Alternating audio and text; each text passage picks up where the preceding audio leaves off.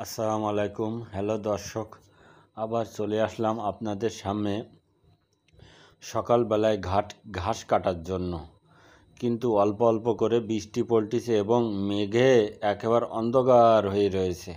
এই দেখেন, যে জমিতে আমি কালকে যে কাটিংগুলো লাগানো হয়েছিল সেই জমির পাশেই আমার আর একটা ঘাস আছে, পুরনো ঘাস, আর এটা নতুন ঘাস।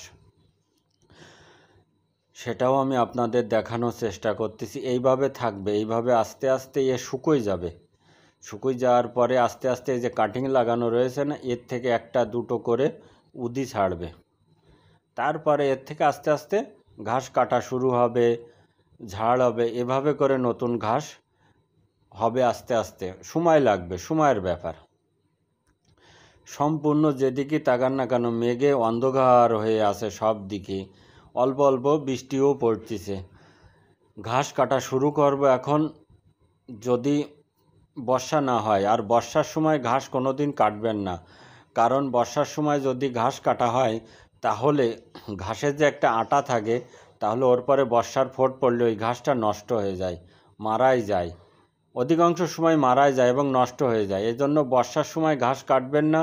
ঘাস কাটতে হলে যখন বর্ষা হবে না বা বর্ষা থেমে যাবে, তখন আপনি ঘাস করতে পারেন। এভাবে করে ঘাস কাটতে হবে। ওই দেখেন বৃষ্টি পড়া শুরু হয়েছে।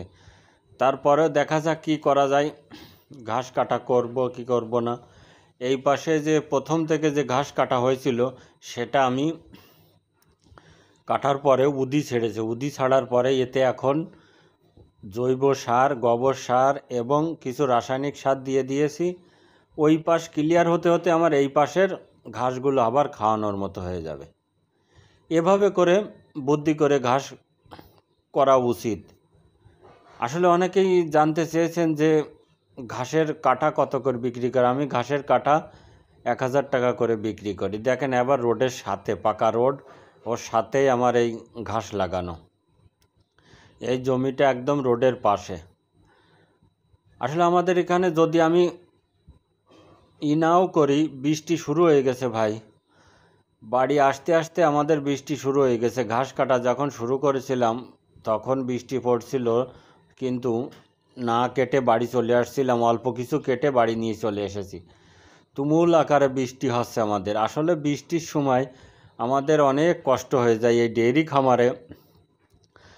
খামার কেন, যে কোনো খামারে কাজকাম করা কষ্ট হয়ে যায়। যাদের যদি শেটের সামনে যদি আপনার পাকা না থাকে বা যদি কাদা থাকে, তাহলে এই কাদায় চলাফেরা করা, ওদের খাবার দাবার দেওয়া অনেক সমস্যা হয়ে যায়। এই জন্য আমি একদম ওর সামনে পাকা করে নিয়েছি, যাতে কাদায় না নামতে হয়। আপনারাও এই কাজটা করে নেবেন, কেননা সব সময় তো আপনার ওই জায়গায় ঘোরাফেরা করতে হবে, গোবর উঠাতে হবে, খাবার দিতে হবে, সব সময় ওই জায়গায় জায়গা ঘোরাফেরা করার জন্য। এই জন্য আপনারাও একটু পাকা করে নেবেন, তাহলে সেটা সবচাইতে ভালো হবে। যে কথা বলছিলাম, আসলে ঘাস বেশি লাগানোর কারণ হলো, আসলে ডেয়ারি খামারে ভাই ঘাস ব্যতিরিক্ত কোনো খামার টিকে রাখা সম্ভব না। ঘাস একমাত্রই উপাদান ডেয়ারি খামারের জন্য, এবং ঘাস সবসময় থাকতে হবে সতেজ, ভালো মানের ঘাস। এই দেখেন, যে ঘাস বৃষ্টির ভিতরে, ঘাসগুলো আমি কেটে নিয়ে এসেছি। বৃষ্টি এখন অল্প অল্প পড়ছিল, তারপরেও আমি একটা লোক রাখা আছে, সে কেটে দেয়, আমি উঠাই দেয় ভ্যানের, পরে আমি টেনে নিয়ে চলে আসি বাড়িতে। কিন্তু আজকে অল্প করে কাটা হয়েছে, কিন্তু আগের দিন আগে আমরা অনেক বেশি করে ঘাস কাটি আমি। আসলে আমি যেটা মনে করি যে ডেয়ারি খামারটা যদি আমার করতে হয়, তাহলে ঘাস নির্ভর করতে হবে। ঘাস ব্যতিরিক্ত কোনো খামার টিকে রাখা সম্ভব না। আর একটা কথা বলি, আমাদের এখানে একটু বৃষ্টি হলে বিদ্যুৎ চলে যায়, কারেন্ট চলে যায়। এই একটা মেন সমস্যা। মানে একটু পানির ফোঁটা পড়ার সাথে সাথে বিদ্যুৎ চলে, এখন কোনো কারেন্ট নেই। অনেক কষ্ট করতে হয় এই বর্ষার সময়, অনেক কষ্ট করে খামার পরিচালনা করতে হয়। সব দিকে অন্ধকার, এর ভিতরে তো অন্ধকার, কোনো কিছু দেখাই যাচ্ছে না। গরুগুলো এমনিই কালো, আরও অন্ধকার হয়ে রয়েছে। এটা বাইরের চিত্র। আপনাদেরকে বারবার বলি, যদি আমার ডেয়ারি খামার ধরে রাখতে হয়, তাহলে ঘাসের কোনো বিকল্প নেই। ঘাস আমি যত বেশি খাওয়াবো ততই ভালো এদের জন্য।